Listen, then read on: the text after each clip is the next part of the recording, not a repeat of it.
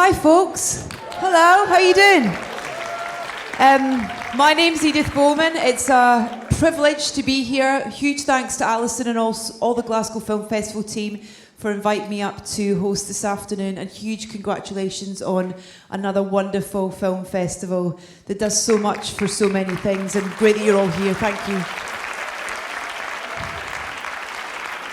I'm not going to give him a big introduction, A, because he doesn't need one, and B, it eats into the time that we get to hear from the man himself. We're so chuffed that he's given us his time this afternoon to talk about an extraordinary career that feels like there's just so much more to come, particularly as he's just finished shooting his first directorial film, which we'll talk about as well. Please put your hands together for the wonderful James McAvoy, ladies and gentlemen.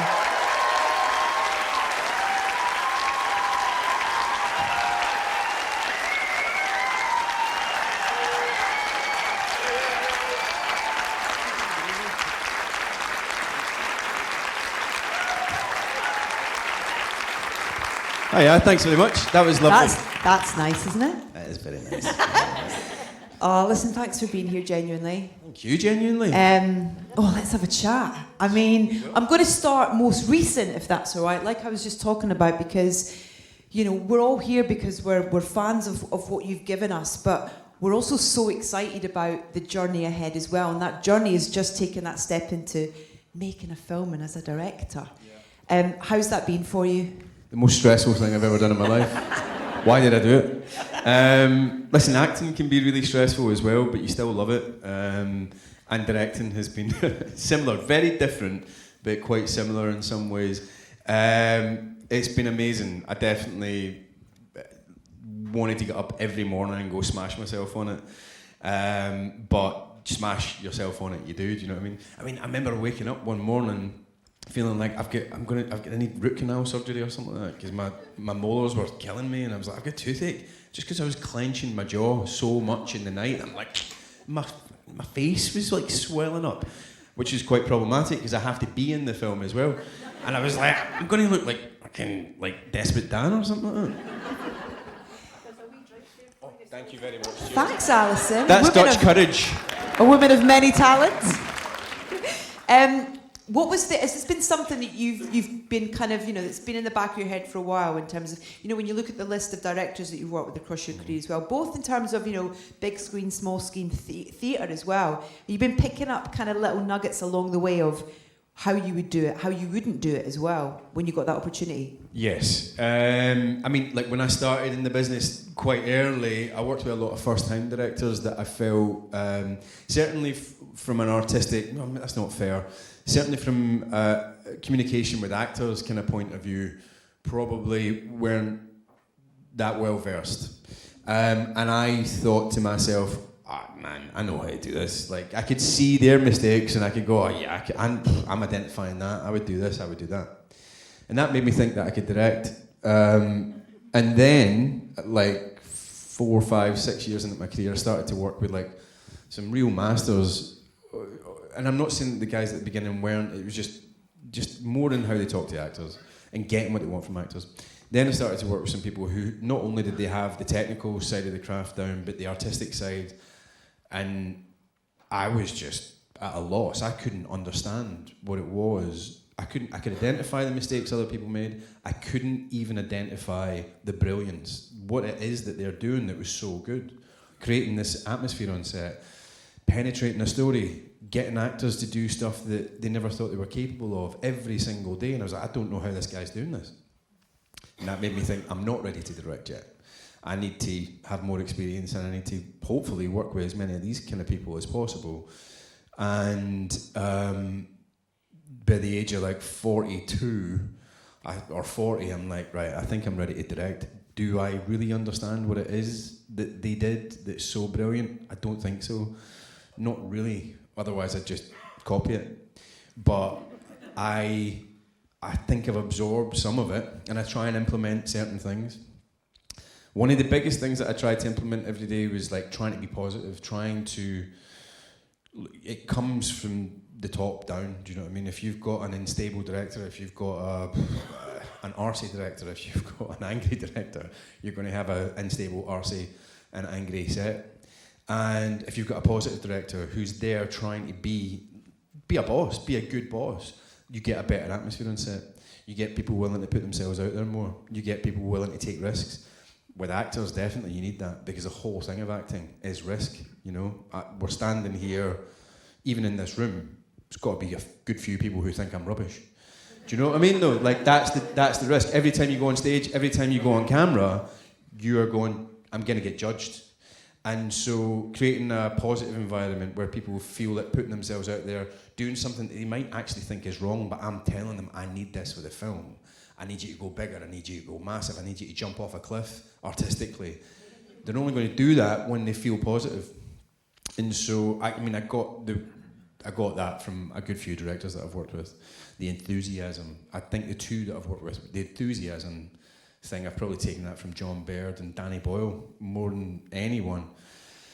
A possession of the story, a love of the story, a transference to that love of the story to your actors, I think I probably took from Joe Wright. And then I think preparation-wise, I've never worked with anybody more prepared than M. Night Shyamalan, who it's unbelievable just how technically prepared he is, to the point that he can make a film that would take someone else 12 weeks, he can make it in like 6. So, listen, I'm not there on their level on any one of these departments, but trying to emulate those things, whilst also leaving space to just be yourself. Exactly, and find who you are as director. Yeah, totally. Because it's all about communication. That's art is just about communication, isn't it? And that's communication to the audience, but it's communication to your peers, communication to your employees, communication to your actors. And that means it's got to be from your heart. You can't just be doing a good impression of all those guys. But you try and absorb it and then vomit it back out in your own way. Was it kind of, I don't know, because Glasgow Schemin was shot in Scotland as well, did that mean something kind of extra special to you, that your kind of first foray into that world, it was at home? Yeah, no, totally. Look, when I said to my agent, look, I think it's time I want to direct something, I'm in a privileged position, right? I'm a lucky bastard actor who's had 30 years of career, and I've got a certain level of notoriety and all that, so it makes it a bit easier for me to be a director. But when I said I wanted to be a director, I looked at my career and, I've done a few Scottish things, but really I've not done that much. But the minute I said I wanted to be a director, every single script that I get sent was Scottish Council Estate, Scottish Council Estate, Scottish Council Estate. I'm from a Scottish Council Estate. But my career hasn't really been that. So it was interesting to me, actually, just how it's just, people just go, all right, I'm going to profile you, that's what you're from, and that's what you're going to get. So I love stories set in Scottish Council Estates, but I'm also aware that my communication to an audience, if it's going to be just from my heart and be my real response and not just copying other directors, is that I want to make films that are entertaining. And I don't want to just make, there's no just in this, by the way. These films are amazing. But I don't want to make something that's just, it's shit in Scotland, it's gritty in Scotland, working classes, crap, and it's a tough grind, do you know what I mean? I wanted to make a story that was aspirational and entertaining, as well as taking in the realities of what it's like to come from a low-income background. And so I rejected a lot of scripts that came my way.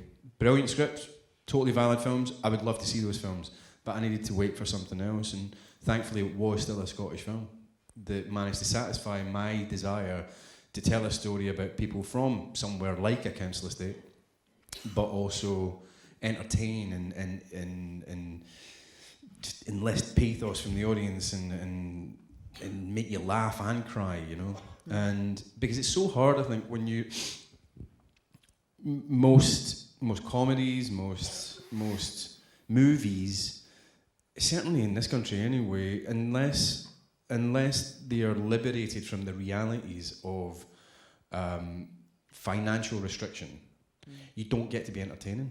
Do you know what I mean? You've got to have a certain level of freedom from the realities of life to really sort of go into comedy, romance, entertainment. And it's quite hard to be comedic, romantic, entertaining, it seems anyway, to tell those types of stories when you're also trying to represent the harsh realities of what it's like to be from a low-income background, with few opportunities and no agency and glass ceilings above you. And this script I thought was the first thing I read that was set in that kind of environment that allowed me to kind of get excited and tell that kind of story anyway. It sounds like I'm down on working class films. I'm absolutely not. Just because you're telling a story set in a council estate doesn't mean that you can't go far. Doesn't mean that you can't push and pull your audience in ways that aren't just about going, oh, this is so hard, this is so sad. Because I grew up in a council estate and it wasn't all so hard and it wasn't always sad. It was brilliant. Pick up my microphone again. No, I think what you're saying there is about it being entertaining. It's almost breaking down people's preconception of what those stories are, which I'm so excited about. California Schemin, I cannot wait to see it. Do you know what was so nice about today was kind of like giving myself the luxury of having a James McAvoy viewing weekend. Oh God. Of like, what am I going to watch? Mate, there is so much. It's just the variety of stuff as well. It's just phenomenal. I didn't get the chance to speak to you around Speak No Evil when it came out. I spoke to your director, James. Huge congratulations on that film. I mean, that's a great, isn't it fantastic and terrifying? But that's a great example of what you were just talking about, the idea of being, it can be scary, but it can also be entertaining. Yes. And that character felt like, it felt like just such a joy in a weird way to get to play because he was kind of just so many things. Yeah, no, I think the character in Speak No Evil, again, somebody from a low-income background, but you're getting to tell a mainstream story in a medium, or in a genre, I should say, rather, that people still go to the cinema to see. I mean, what is it we go to the cinema for these days? We go for superhero movies, Tom Cruise movies, and horror movies. Do you know what I mean?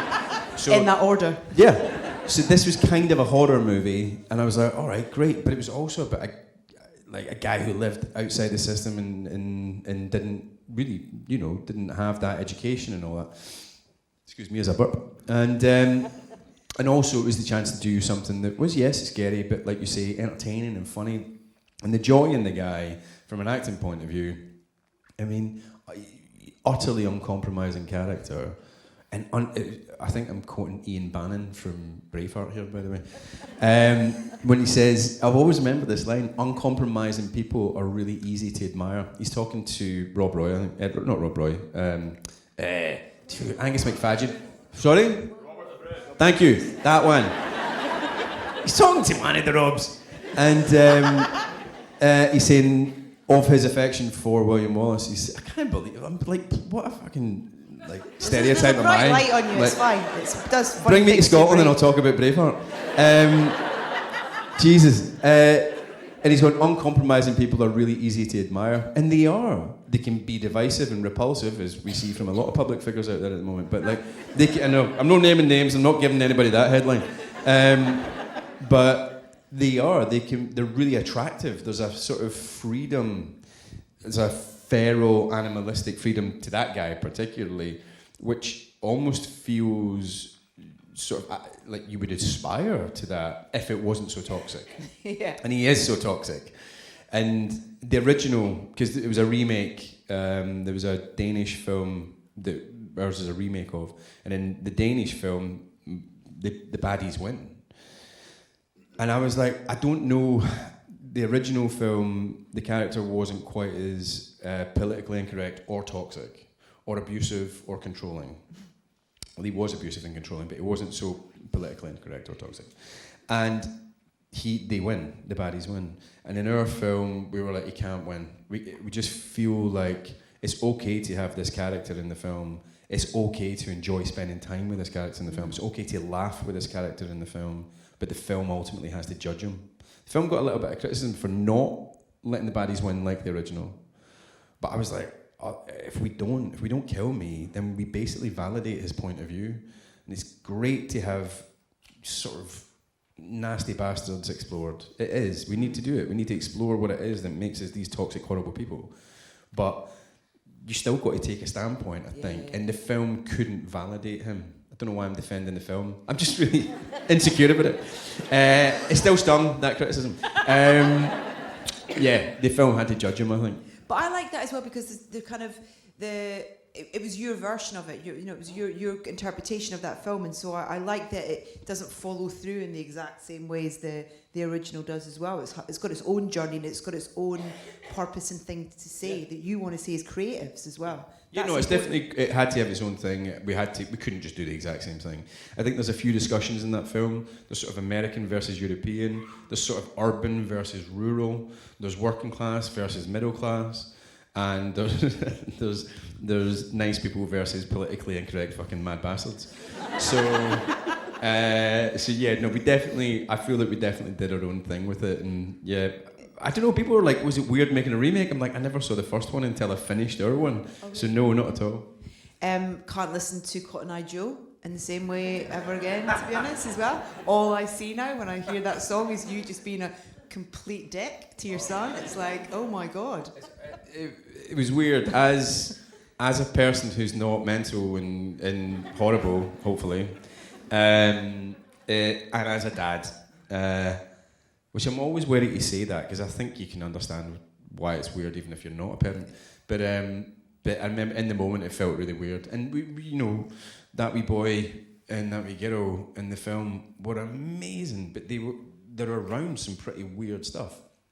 So we were very aware that, like, you didn't want to create this atmosphere of abuse or darkness on set. So it was weirdly quite a light set. We had a really lovely summer in Gloucestershire, just farting about on a bucolic farm estate, and not making it too depressing and dark for these two children, because it's their summer and they're only kids, and just because it's acting doesn't mean it's okay to put your kids to work. Why is it that with acting and with the film industry you're like, I would never make my 12-year-old kid work in a bakery, but I'm going to make them work in a film set for 16 hours a day? What? So it's got to be alright, it's got to be fun, it's got to be, and they had a great time. They were running about collecting bugs and doing schooling and farting about in the farm for the summer. It was gorgeous, it was really nice. I like that mix as well. It's like, oh, it wasn't so bad after all.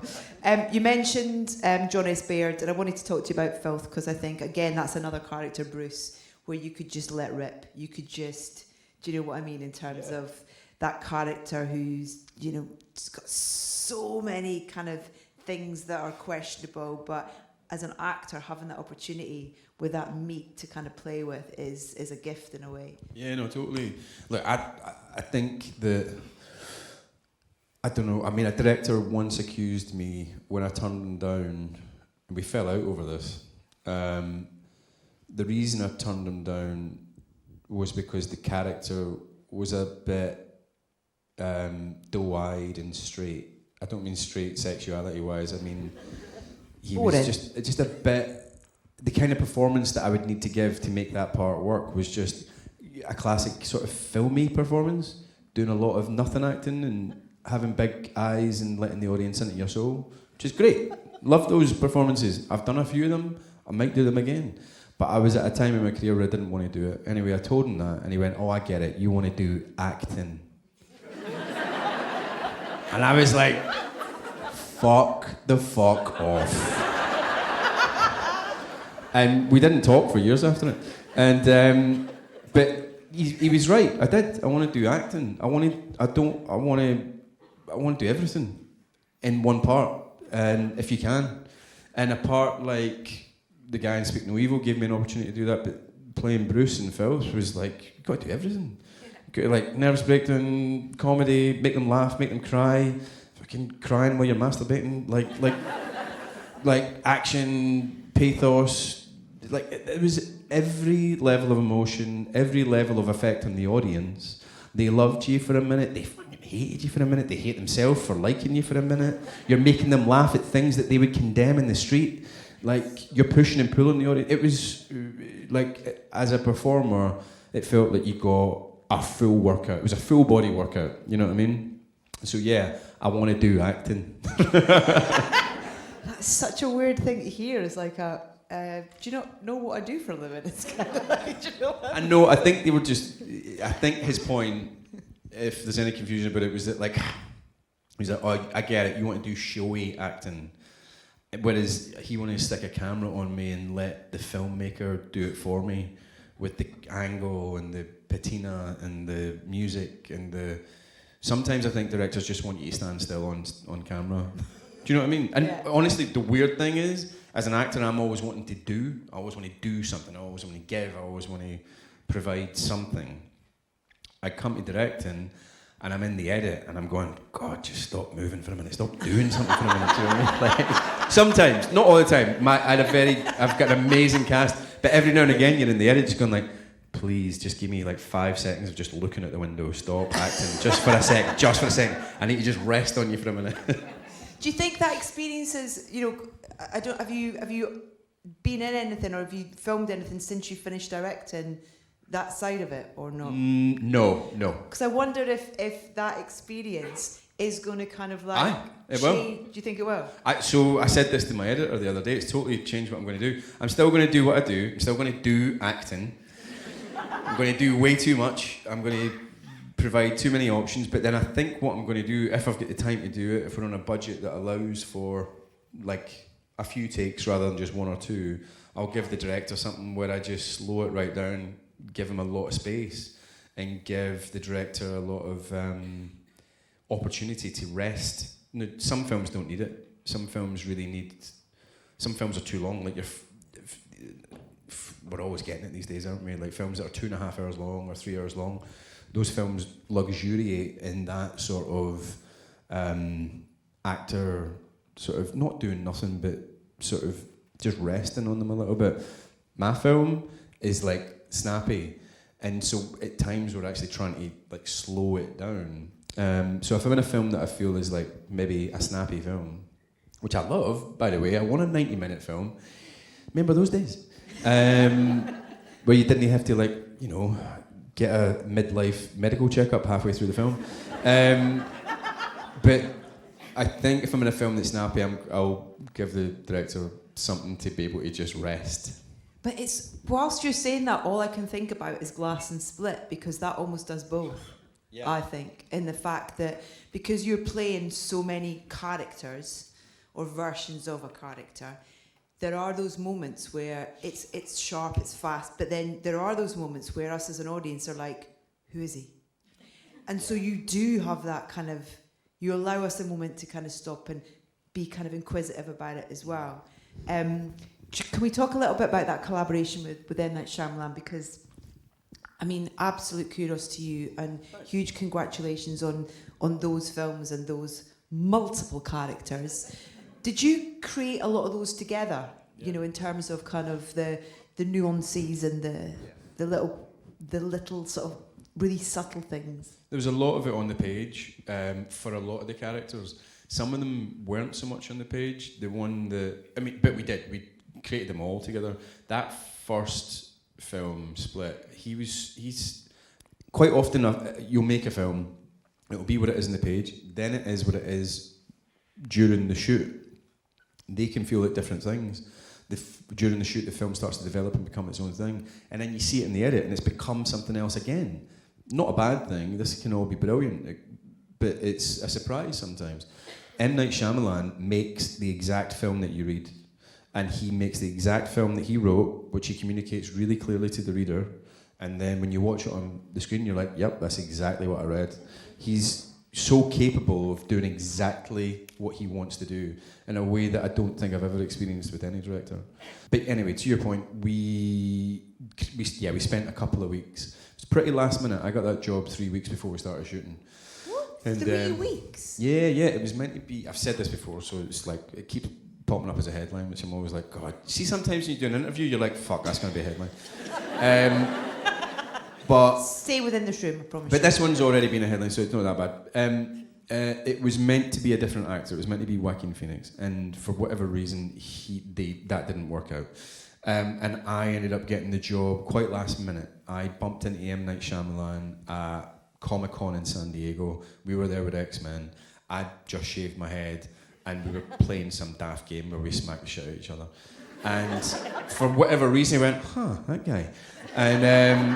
And so I got that job super last minute. We had like 2 weeks, and we sat in his office and just started like chucking ideas about characters. And I had an idea about Patricia, that she was like a nun, but she'd lost her faith in Christianity, and she'd found faith again in the beast. And but she'd always been celibate. She was a virgin, but there was a real desperation to sort of like reach and feel and touch, and why she kind of came across as kinky, I think, is because she was fascinated by the sensuality that she'd never experienced. So we like came up with all that, and then we came up with Dennis, and Dennis was originally meant to be from Philly, because we shot it in Philly. He makes most of his films in Philly. And so they had me working on a Philly accent for a couple of the characters, and then eventually they were just like, I don't know if it was just because they were like, you can't get the Philly accent right, or if it was because they were like, the Philly accent is quite an interesting sound. You never hear it on film. You hardly ever hear it on film. Even Rocky doesn't sound like he's from Philly. It just sounds kind of New Yorky. Yeah. It sounds like I'm totally slagging off Sylvester Stallone here. No, it doesn't. One of the best performances I think you'll ever see in film, in that first Rocky film. It's incredible. If you haven't seen it, go see the original Rocky. What a performance. But you so rarely hear the Philly accent, even when the film is set in Philly. Anyway, they stopped me from doing the Philly accent. Good story, James.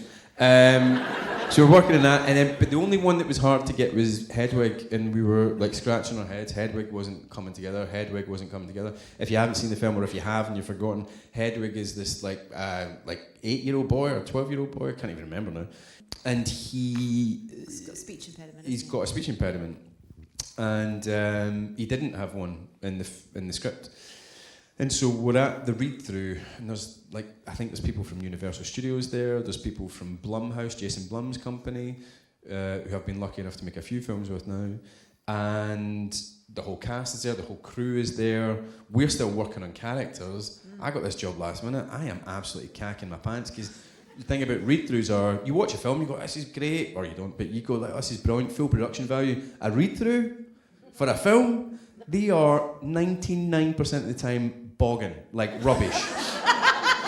I'm always like, I don't know why we're even making this film. It's going to be wrong. Have you got to be in character? I've never been in a read-through. I'm sure a lot of us haven't. But is it you? So you sit around the table, and are you acting? Are you acting it, or are you just kind of in between reading it and acting it, or what's the kind of? So, because I like to do acting, I usually give it some, right? But what usually happens is people do film acting, either because that's the kind of actor they are, or because they're shy, and it's a really weird environment, and people just go, oh, this and stuff, do you know what I mean? And it's like, when you've got a microphone on you, and you've got the camera on you, and the camera's up in your face, you can be like, oh, what is this? Right? See, when you're in a room like this, it's like theatre. You've got to make it you've got to kind of give it some. Otherwise, literally, people can't hear you, right? So quite a lot of the time in a read-through, you're just kind of going, what? What? And you've got two actors trying to out-quiet each other, or this is a fucking nightmare. So I'm trying to give it, but at the same time, I've got about 14 characters to come up with, and we haven't finalised a lot of them. And I'm trying to give it with these half-arsed characterizations. And but right before we started the read-through, he goes, for Hedwig, I want you to try with a speech impediment. And I was like, what kind of speech impediment? He goes, try it with a lisp. And I'm like, in front of everybody here at the fucking read-through. I was like, ay. So we did that, but I do remember looking over at him halfway through the second scene that Hedwig's in, and we were like, why does this work? We don't know, but this suddenly makes him work. So that's how we got Hedwig. But it was fun. It was a lot of fun doing that one. And again, it gave me the chance to do this, and this, 100 things. And I've been so lucky in my career to do so many different things. But I've been really lucky in my career to do a few films where just in the film I get to do sort of nearly everything I can do, which is a real privilege, because I don't think a lot of actors get that, I've been really lucky. And to get to kind of go back and do another film with him as well, in terms of kind of to revisit that in a way. Yeah, no, totally. And take it my God, going back for the second one. The first one, he wasn't 100% sure that he wanted to link it to Unbreakable. It was still a decision. I'd seen Unbreakable, but in the original split script that I got, it didn't have the scene with Bruce Willis at the end. So I didn't know that we were in the world of Unbreakable. I didn't know that there was a potential to do another film with Sam and Bruce. And so it wasn't until we came back for reshoots, and weirdly, like Split is a pretty low budget film.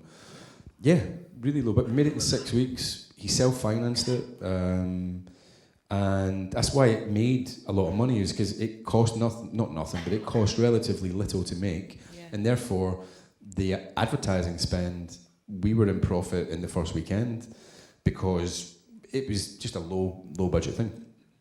But why did I tell you that? Because originally wasn't in the script to link them. Yeah, I had no idea it was going to become this bigger thing. I just did it off the strength of the story, not because I was like, oh great, I'm going to be in this franchise. But coming back for the second one and getting to work with Sam and Bruce was amazing. And Samuel Jackson, just the coolest guy. The coolest guy, amazing. And so, like, excited and keen to do acting. I'm really labouring that one, aren't I? Don't worry guys, there's plenty more of it coming. He's one of your people. You what? He's one of your people. He likes to do Absolutely. acting. Oh, he loves acting. He's just so, he's like, I don't use this term often, but it seems so appropriate, and he maybe thinks it isn't, but he just seems so jazzed by it. He's jazzed. He's jazzed, man. That's infectious for... You need that, like you were talking when you were talking at the start about the atmosphere you want to create on set as a director. It's must be so important for you, you know, in terms of especially when you've got like even if it's a two-header, but having an ensemble as well, you must need that energy to be able to, you know, to give it your best sort of thing as well. It must be an important part of it. Enthusiasm. We're really lucky to get to do what we do. But the other thing is as well, it takes a ton of energy, this job. Like you're working crazy hours, you're working 16-hour days. The business is built upon the motto and the principle that the show must go on. And the business also sort of exploits that, because everybody comes into it with I have to sacrifice to do this job. I sacrifice my family hours, I sacrifice, I'm not even in the same country as my family a lot of the time. I don't mean just for me, I mean for everybody in the film, everybody in the production. It sounds like we're going so hard. I'm not. It's a brilliant industry, it's a brilliant career. I love it and I'm so grateful to it. But you sacrifice a lot. And so the enthusiasm of the participants is so important. It's why it's really easy when you get like a lead actor or a director or a producer who's like a dark hole of like, just sucks all the energy out from being badly behaved or just not being that way. It's really hard to get around it because it's too hard, this job, not the acting, this business. The job of making a film is too hard across every department for people to have people who are not like committed and giving it full welly. Doesn't mean you need to kind of turn up every day like but you can have your own version of it, but you got to come committed, you got to want to be there, and we're lucky to get to do it. And so when people are acting, I don't know, sometimes you get people come in being a bit sort of chippy about it or a bit depressed about it, or like, this is a bunch of bullshit, I'm just here to make my money, you know. You're like, come on man, this is like, not everybody gets to do this. For every one of us that's here, there's another 100 that never got to get here. Yeah. We are lucky. We should really embrace that, you know. It's lovely to see how much you also kind of appreciate the other kind of mediums that you get the chance to work in. Whether that's, I love that that show Together that you did with Sharon Horgan. I thought that was a fantastic, just a really interesting kind of concept. You know, the TV stuff, but theatre is really important to you as well. What do you get from that, you know, that's slightly different, or is it different from, you know, from working on a film, and why is it important to kind of keep that plate spinning? It's massively different from film. I guess it is I don't know, it's like, it's scary. No, it's not. It's brilliantly challenging. But it's all scary, and that's what I'm here for. If it's not scary, then it's like, why do it? But the theatre, what's the theatre like? The theatre is like the purest form of it. Like when we make a film, sitting here with a camera, I'm telling a story to people who aren't in the room, and they're a year away, at least. We're trying to tell a story to people through time. It's mental when you think about it. But when you're on stage, just like this right now, we're telling a story to you. I can look you in the eye and it's direct communication. So the immediacy of it is not just immediately gratifying, because it can be terrifying, because if you're rubbish, you can look into your eyes and go, fuck, you're not enjoying this. But that's the gamble, that's the risk, that's the stakes, that's what makes it so fun. But the immediacy of it is special, and that is what for me, I don't know, I've got this half-baked theory that the origin of performance art, i.e. acting or dancing or singing or playing musical instruments, whatever, the origin of that is like either human or animal sacrifice, right? Because it's like, all right, we're going to put something up on this altar stage and we're going to watch it suffer. Right? We're getting so much enjoyment out of it. And then we'll feel better about ourselves afterwards. That's what watching a film is, that's what watching a play is, that's what watching a singer sit up there and talk about the breakup that they've never gotten over and the alcoholism that they suffered because of it, right? That's why we enjoy sad fucking songs. Sad shit. Why do we enjoy sad, depressing movies? We don't just sit there going like, this is so sad, I can't stop watching it. There is a part of us that enjoys it. There's a part of it that's good for us. And I think it comes from human and or animal sacrifice. Anyway, so that's what theatre is, right? That's what theatre is. And we're on stage sacrificing. What are we sacrificing, right? It's not always about like painful sacrifice. It can be you sacrifice your dignity. You're in a comedy and you drop your trousers and everybody sees your wee white arse, right?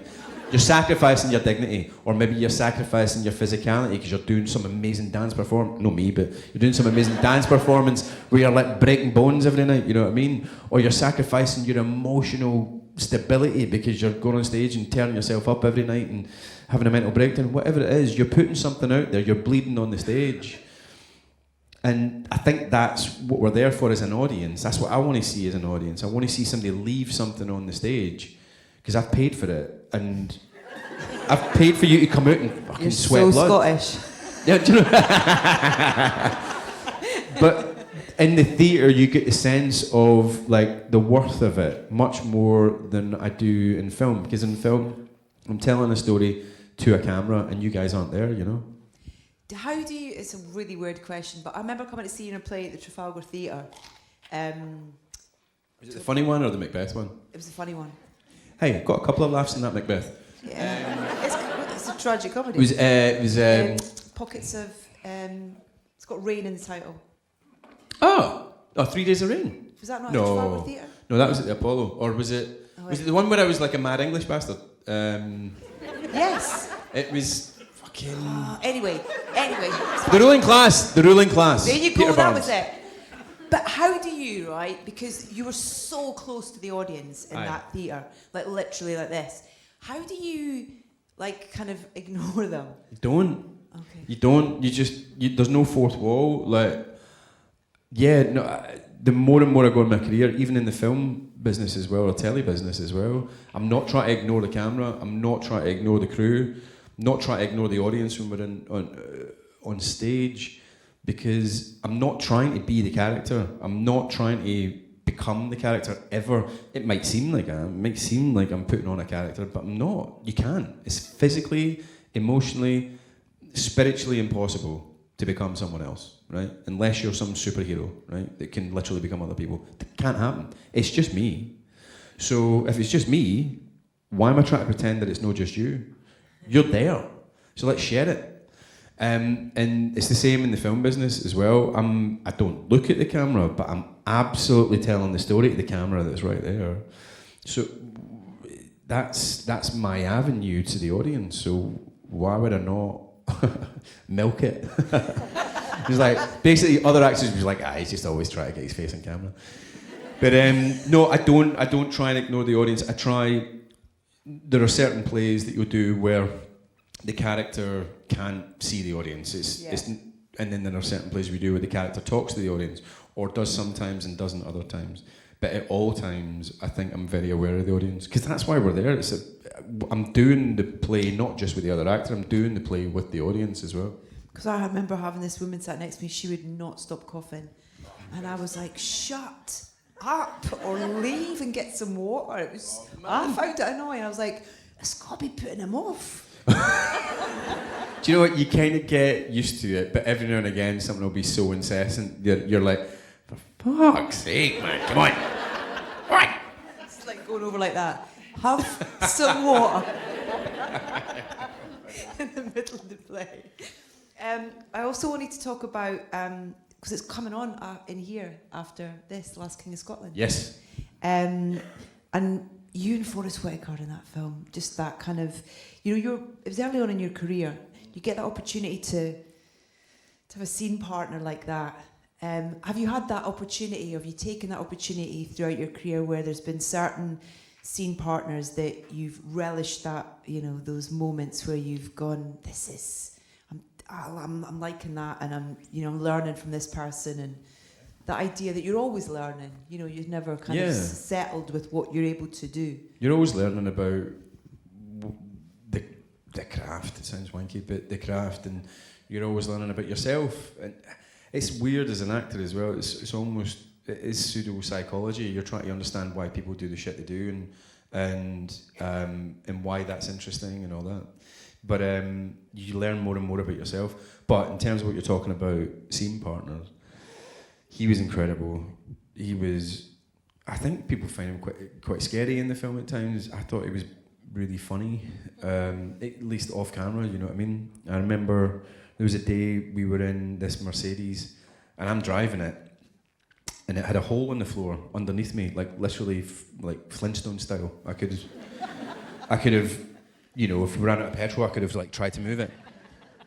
And it had been one of Idi Amin's cars. It had been one of his fleet, and that was my character's car. Idi Amin makes a gift of it to me in the film. And so I'm driving Forrest about in this motor in Uganda, and we're doing an action scene where we're getting shot at, and you see it in the film, and we're driving down this hill to a T-junction, and I have to sort of take it quite tight, and we get away. And this one take that we do, the lock-off, we call it a lock-off, where they lock the road off so that there's no not pedestrian traffic, but local traffic coming through because we're doing something potentially dangerous. Didn't happen. And so we're coming down to this junction, and I nearly kill the both of us. And he stays in character. He's not like 100% in character all the time, but he's in accent 100% of the time. And he's sort of like, it's like he's in contact with the character the whole time. Do you know what I mean? He's character adjacent, if not 100% in character the whole time.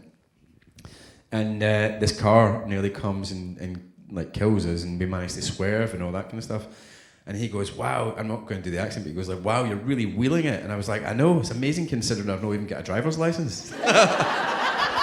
Nobody had asked me. Nobody had asked me for a driver's license.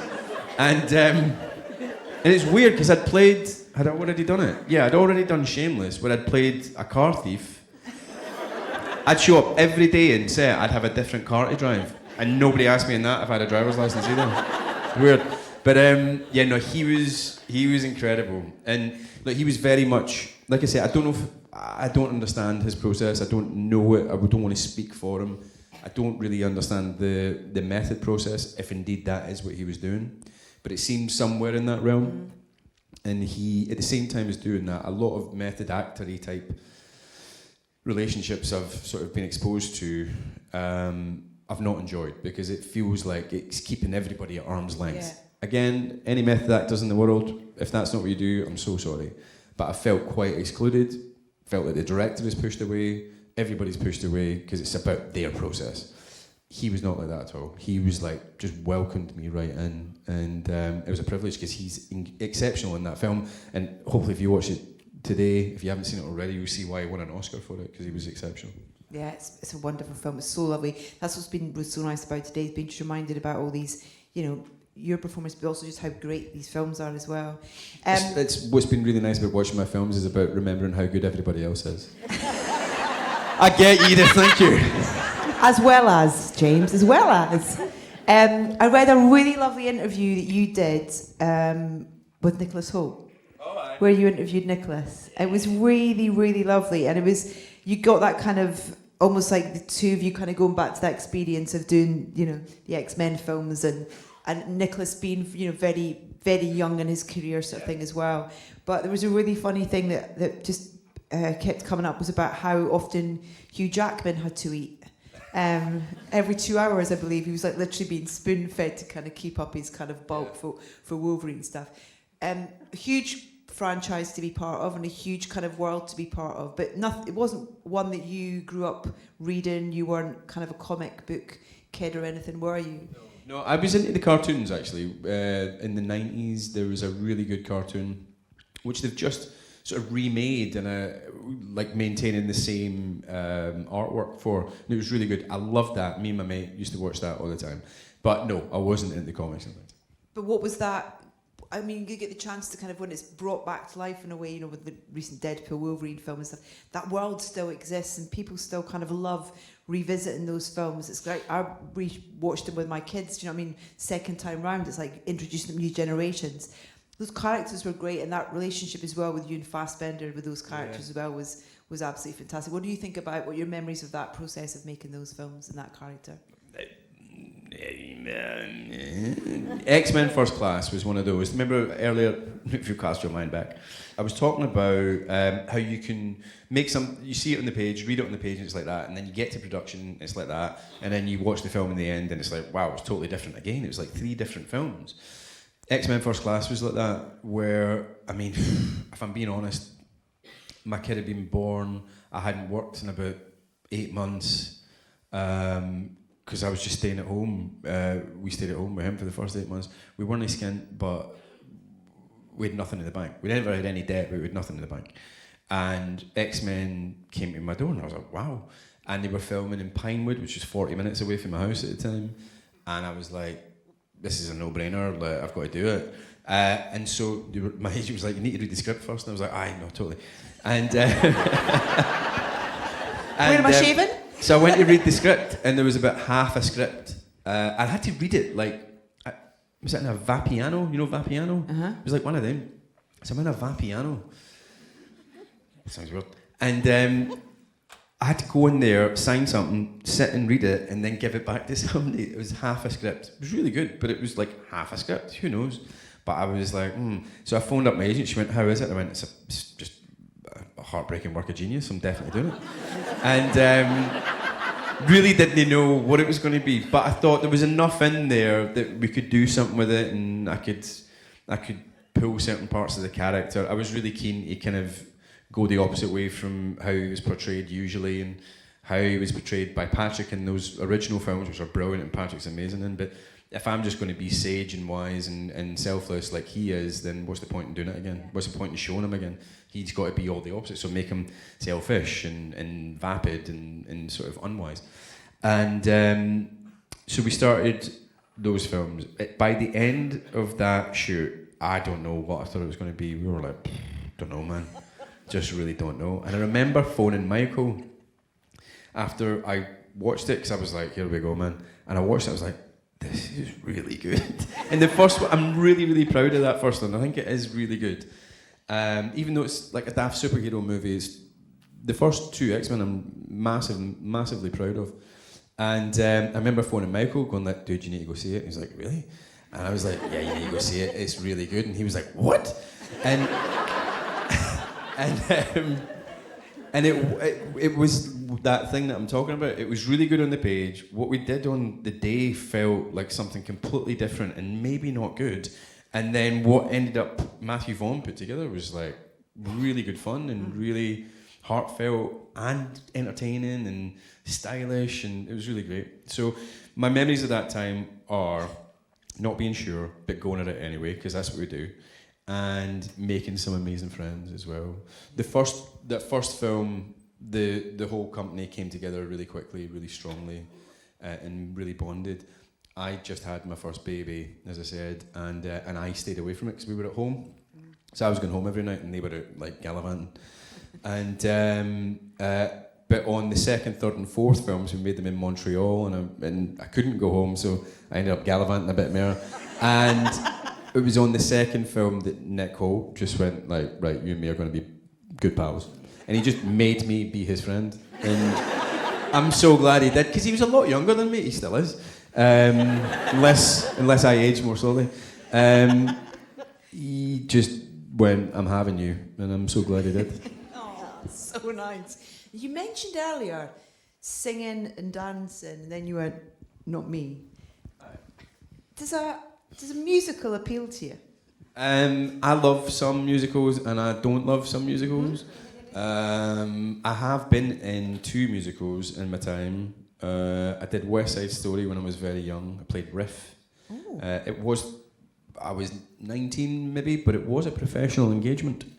It was People bought tickets? It was down in, where were we? Hereford. We were at the Hereford Courtyard Theatre. And it was a pro-am production, so you had like 10 professional actors, of which I was still at drama school. It was in the summer, but I got hired as a professional, and the rest was made up of amateur dramatics and youth theatre. So we had quite a lot of Scottish actors in this production in Hereford, because we did 2 shows. We did Romeo and Juliet, and we did West Side Story. Both the same story. Told in different ways. And in Romeo and Juliet, I played Romeo. And so Romeo's Capulet, is Romeo Capulet? Or Montague? Oh, don't ask me. Is Romeo Montague? I don't know, one of them. And so all the Romeo family were Scottish. It was such a weird thing. So you had all these Scottish actors, I know, down in Hereford, on the border with Wales, for a summer. And then in, I guess they would have had me play Tony in West Side Story, except I'm not that good a singer. So they had me play Riff instead. So I have done that, and then I did Privates on Parade as well, in which my privates were on parade. They were, weirdly.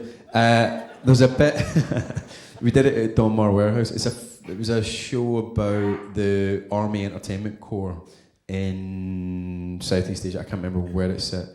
And there's a bit in it where we're all in a shower scene and all the actors are like standing in the buff. And the captain or major comes in and we all have to stand at attention. So most of the actors have got a towel around them this time. But me and Nigel Harman have to stand hilariously on something called a vomitorium. You know what a vomitorium is?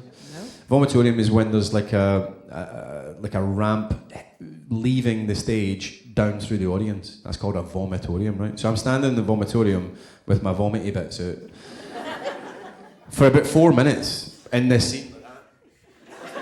Just literally standing to attention, not the other way. And because I don't have anything to say in the scene, I'm just got to stand there and 4 minutes and not get hurt.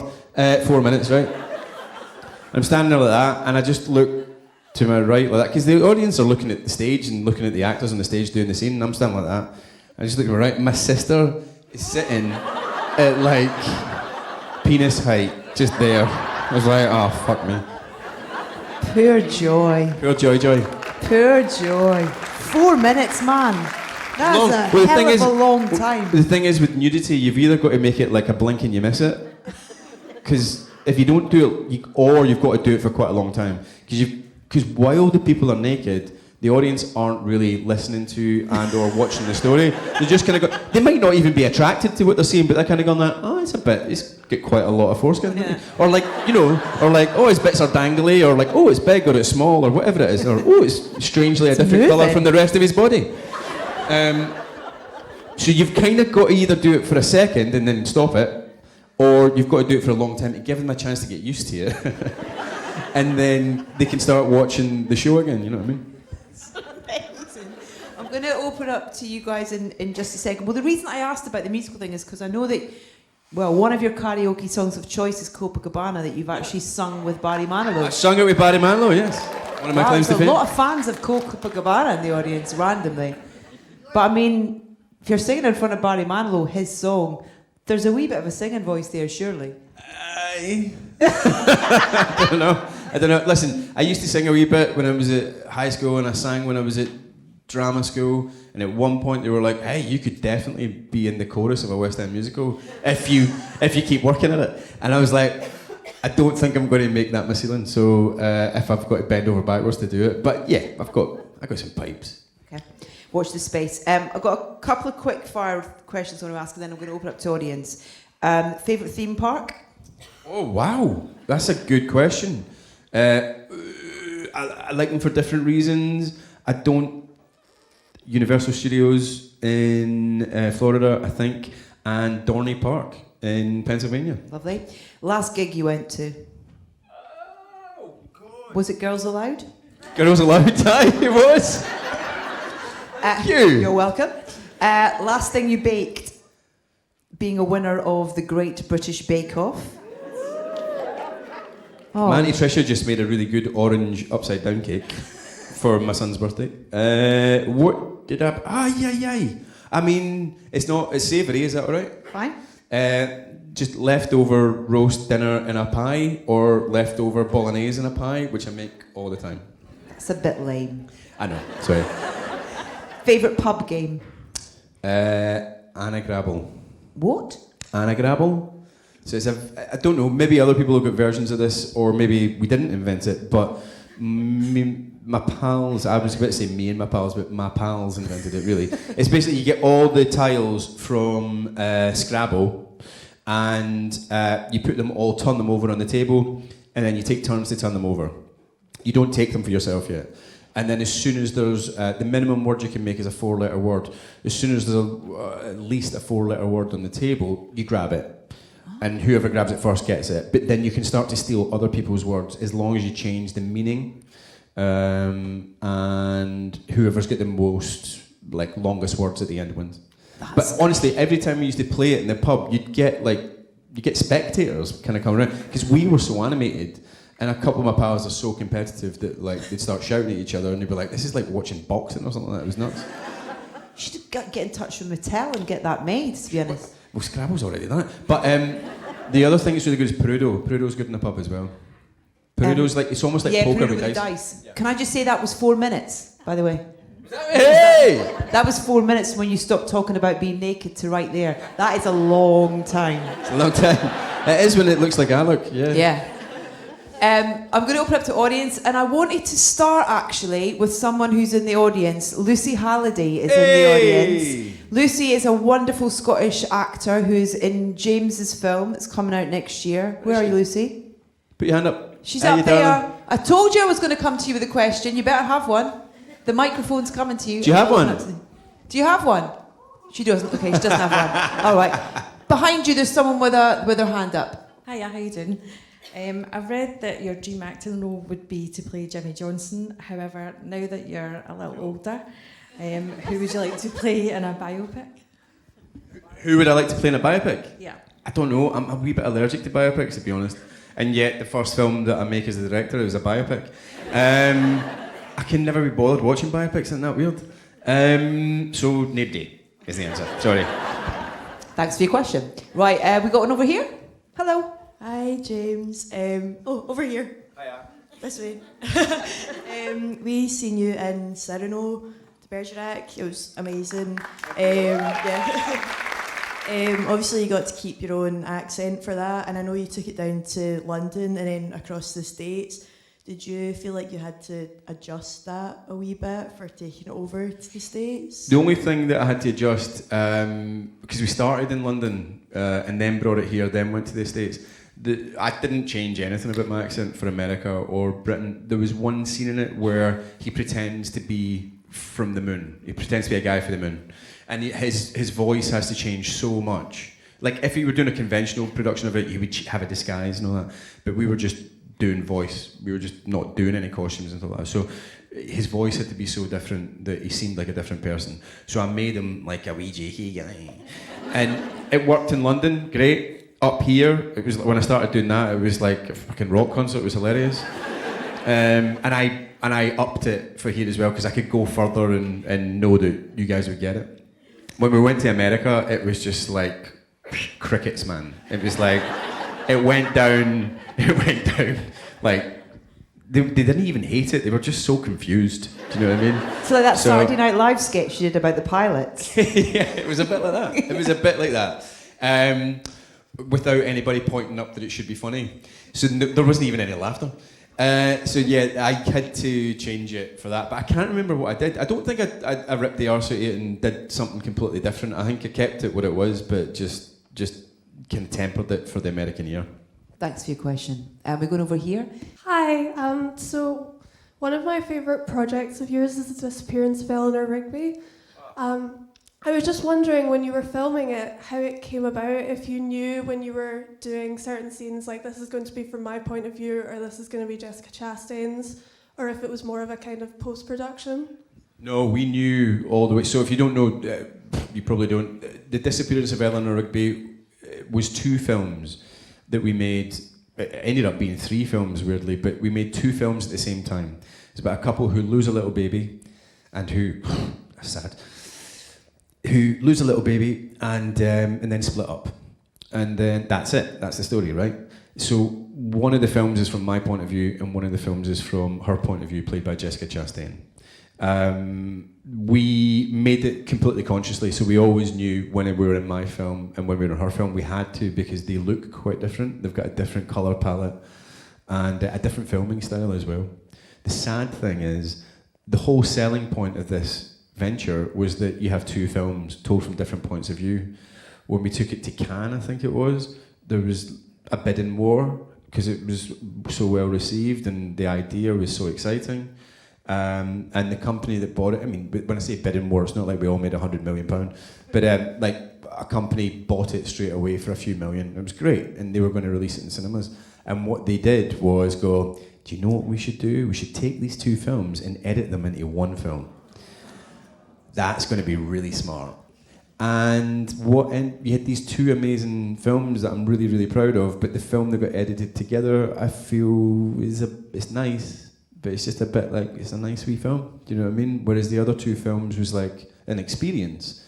The whole point of it was the experience. So I was really sad that ended up happening. So there's now 3 films, you only want to watch 2 of them.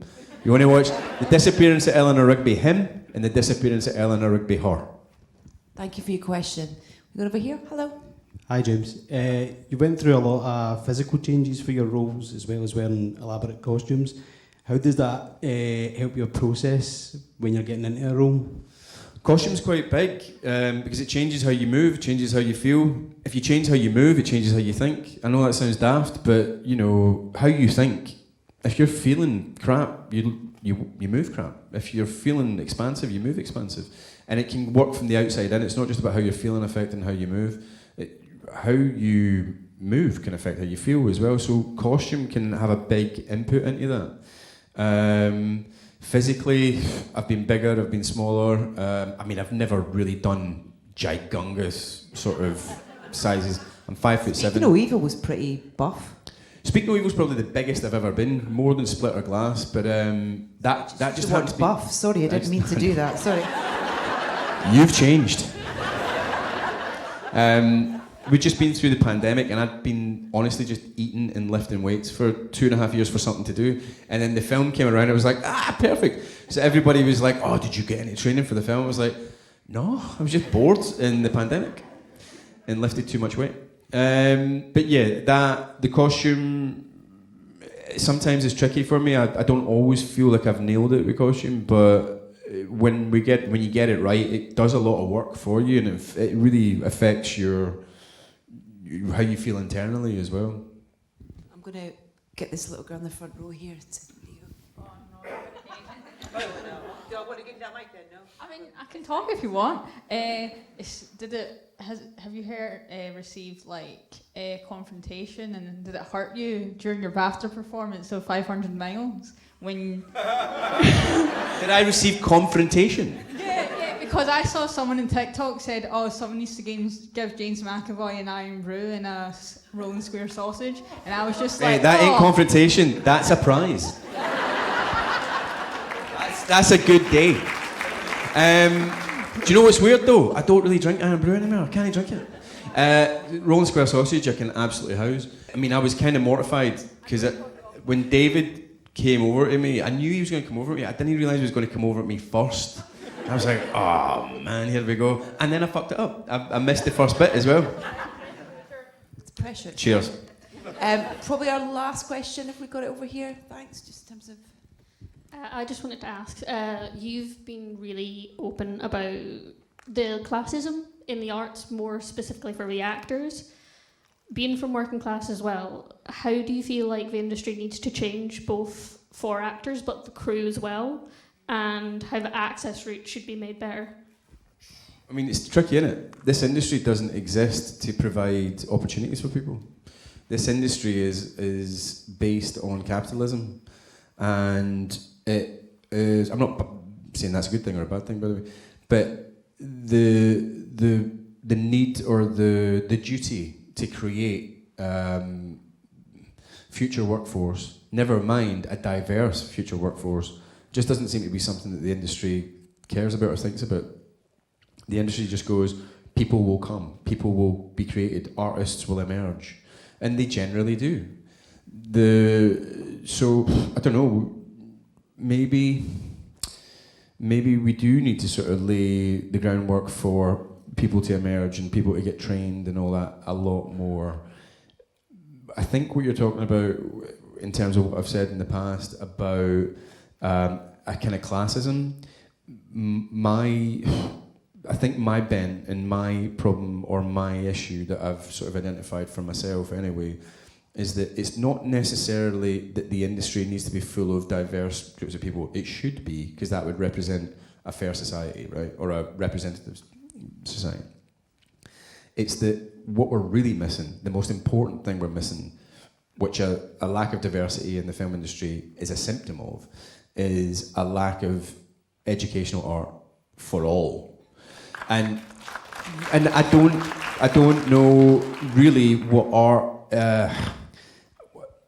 educational art or art and education, for me, isn't even about creating artists. It's just about creating well-rounded, capable, confident people who've been exposed to more than just the walls of their school, more than the horizons of their neighbourhood, and more than their own borders. Because when you've got loads of money, you see the world and you are given the keys to the world. When you don't have lots of money, how do you get this broader view that there are other horizons out there? You get it through art. The other thing you get through art, specifically performance art, if you expose children to it, is you get children who are desensitized to the prospect of failure. So they will go into a room when they're 20 and go, yeah, I can get this job, just like people from Oxbridge do. But you go, if you don't have that exposure to performance and failure and being booed, and then the next day them laughing and loving it, or failing again the next day, and being desensitized to this sense of failure, the anticipation of failure, and the deep-seated dread of failure that stops you taking a risk. How do you go in and get that job as the manager in Greg's even? Do you know what I mean? Like, it limits you so much. But you've got this whole section of society who, nothing against them, brilliant, I'm glad they're getting it. They get exposed to all that. And they reap the benefits of it as adults, because this entitlement that people talk about, nothing wrong with it. Everybody should be feeling entitled. We should all feel entitled to go after what we want to go after. There's nothing wrong with that, but we should all have that feeling. You can come from a background with less, but what you're capable of achieving shouldn't be restricted by that. Because we live in a country where we pay our taxes, and our children should be educated on a similar level to people with money as well. And that performance art, I think, can help do that. Amazing. What a brilliant answer. Thank you.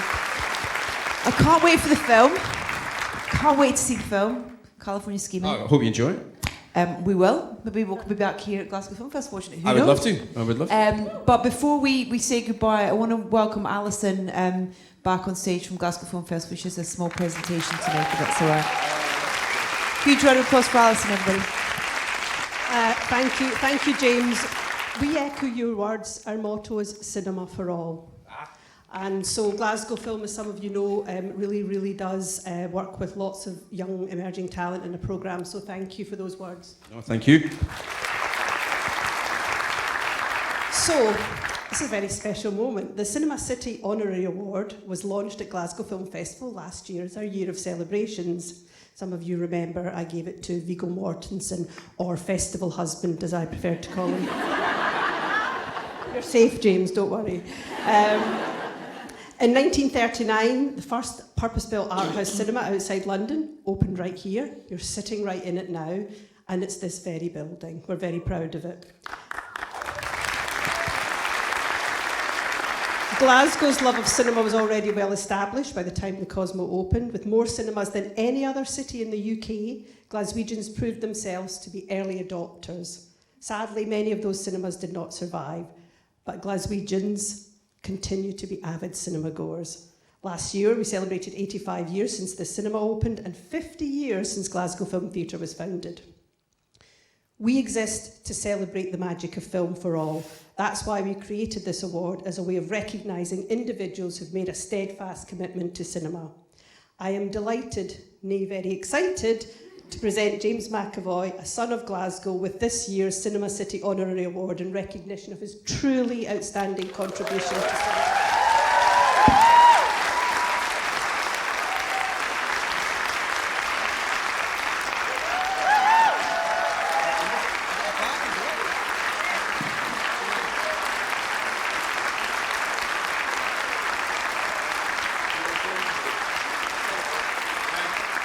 Guys, thanks very much. I mean, you've just listened to me talk a lot of pish for about an hour and a half or something like that, 4 minutes anyway. So I won't say much more except thank you very much. I'm extremely honoured to receive this from the Glasgow Film Festival. And I am a son of Glasgow. I have been away for a long time, but I'm really, really glad to be back, having made this film here and to receive this award here. So thank you very much. Ladies and gentlemen, please stay in your seats, but please give a huge round of applause to Mr. James McAvoy!